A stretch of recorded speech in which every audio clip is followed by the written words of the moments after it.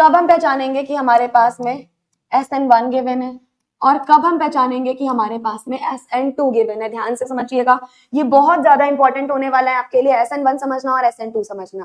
बेटा SN1 में हम इलेक्ट्रॉन डोनेटिंग ग्रुप लगाते हैं या विदड्रॉइंग। मैम SN1 में कार्बोकेटाइन बन रहा होता है, आप जितना उसकी स्टेबिलिटी बढ़ाओगे वो उतना ज्यादा स्टेबल होगा। यानी मैम जब जब आप SN1 के बारे में बात करोगे वहां आप लगाइएगा इलेक्ट्रॉन डोनेटिंग ग्रुप।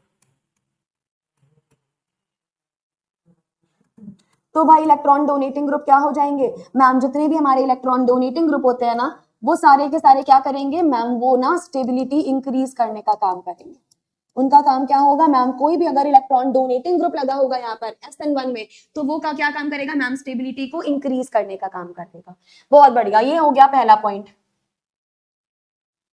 अब दूसरे पॉइंट की तरफ आगे मूव ऑन करते हैं। इसका रेट किस पे डिपेंड करता है मैम, इसका जो रेट होता है वो केवल और केवल मैम इलेक्ट्रोफाइल पर ही डिपेंड करता है।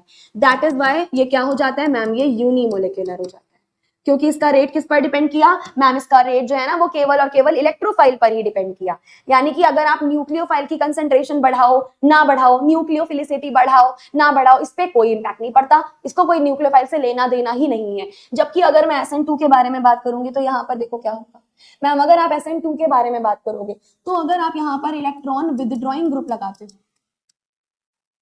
अगर हम यहाँ बेटा इलेक्ट्रॉन विदड्रॉइंग ग्रुप लगा रहे हैं तो क्या हो जाएगा मैम, अगर आप यहाँ पर इलेक्ट्रॉन विदड्रॉइंग ग्रुप लगा रहे हो तो यहाँ पर क्या हो जाएंगी, तो मैम इसकी स्टेबिलिटी इंक्रीज हो जाएगी।